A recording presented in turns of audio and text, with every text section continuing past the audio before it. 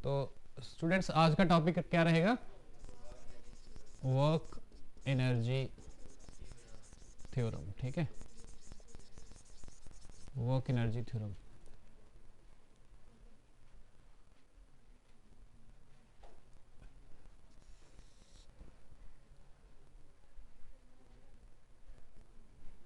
चलिए सबसे पहले इसकी स्टेटमेंट समझ लेते हैं।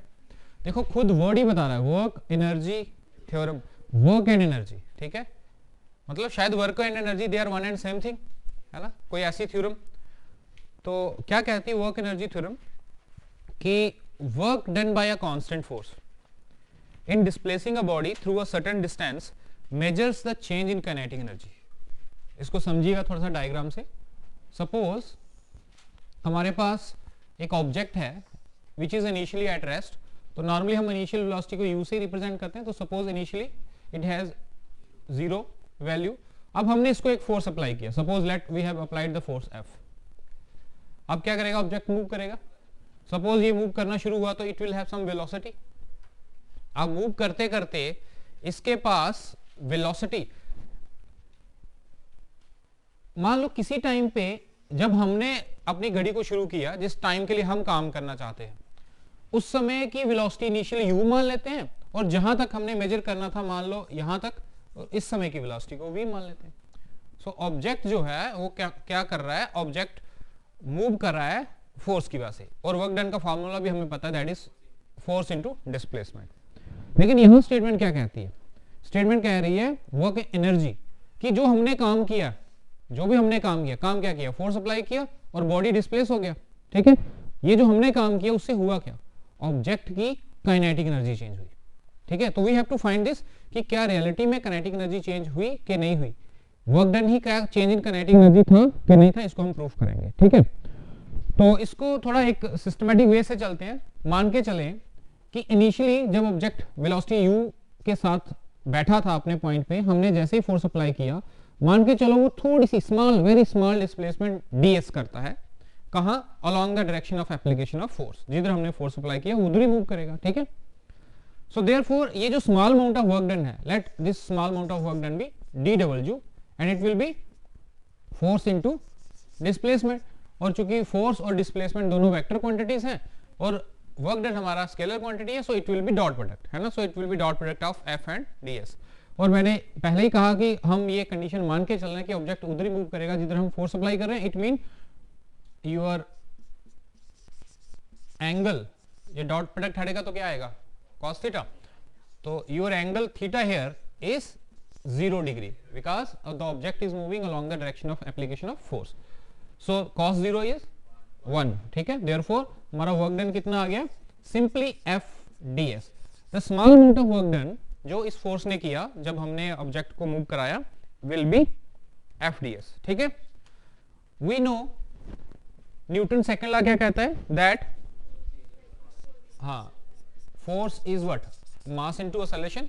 सो हमारा ऑब्जेक्ट जो मास m का है, जब हमने उसको फोर्स अप्लाई किया तो उसने वेलोसिटी गेन किया, तो मीन इट हैज एक्सेलरेटेड, है ना। तो mass m has some acceleration, so it is ma।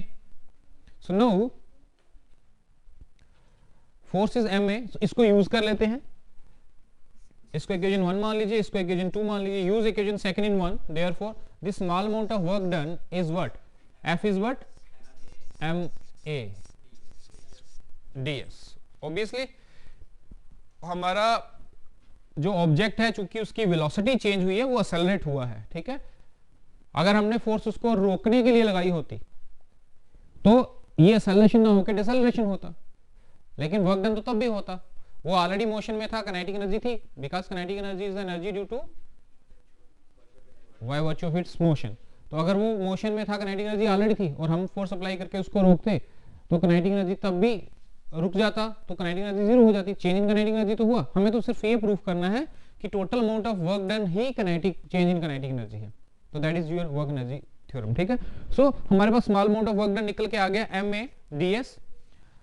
अब हम चूंकि इसकी वेलोसिटी चेंज हो रही है, acceleration is what? dv by dt। हम पहले इसको एक जनरलाइज वे में लिख लेते हैं, बाद में कंडीशन हमारी वाली डायग्राम की यूज कर लेंगे। तो वी नो जो हमारा acceleration है, it is change in velocity, so it is dv by, तो use dv by dt here, therefore amount of work done dw will be what, it will be m and your a is what, dv by dt और ds यहाँ पे, ठीक है। एक काम करते हैं, यहाँ देखिएगा, ये जो है आपका ये वाला ds by dt, ठीक है, यहाँ देख लीजिए आप, ये वाला जो है ds by, इसको मैं अलग कर लेता हूं, ठीक। So your dw may be written as m dv, और इसको मैं ds by dt को अलग कर लेता हूं, ठीक है।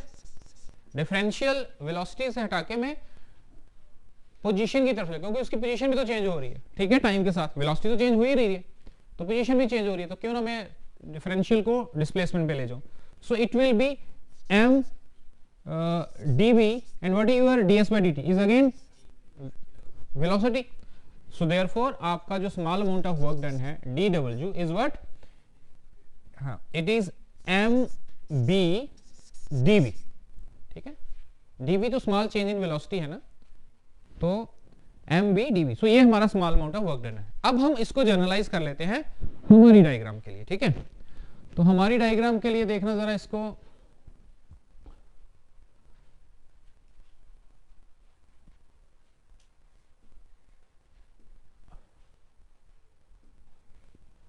तो यहां पे आ जाइए आप। इन अवर केस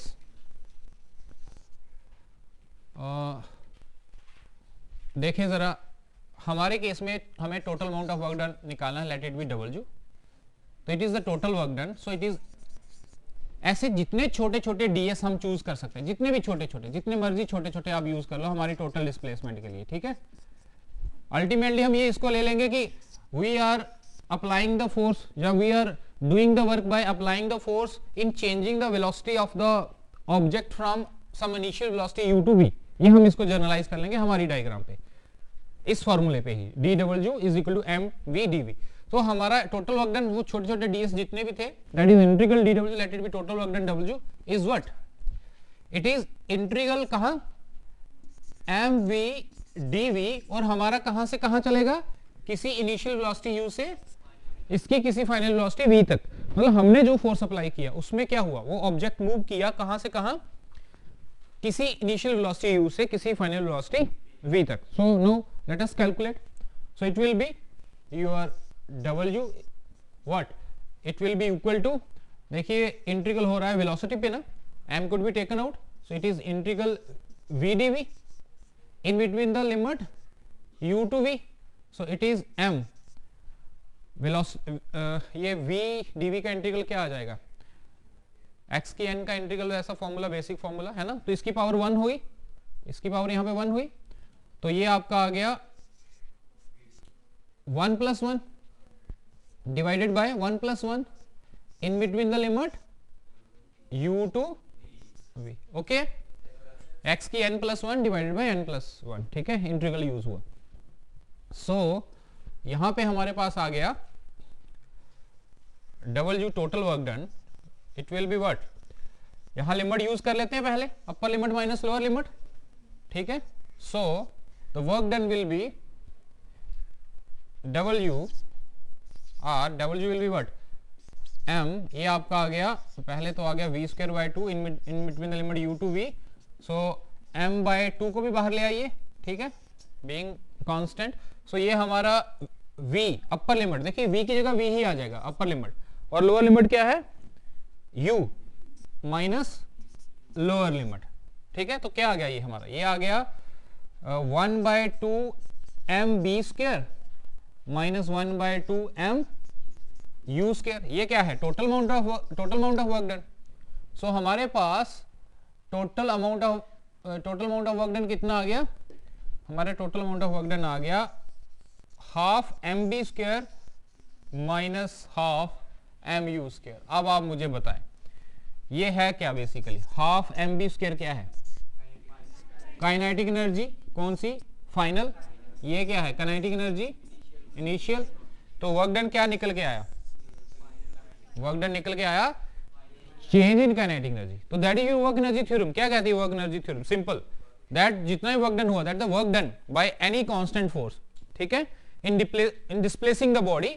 हम हमारी बॉडी को कहां से कहां हमने जो कंडीशन ली कि हम उसको u से v तक उसकी वेलोसिटी चेंज करेंगे, ठीक है ना।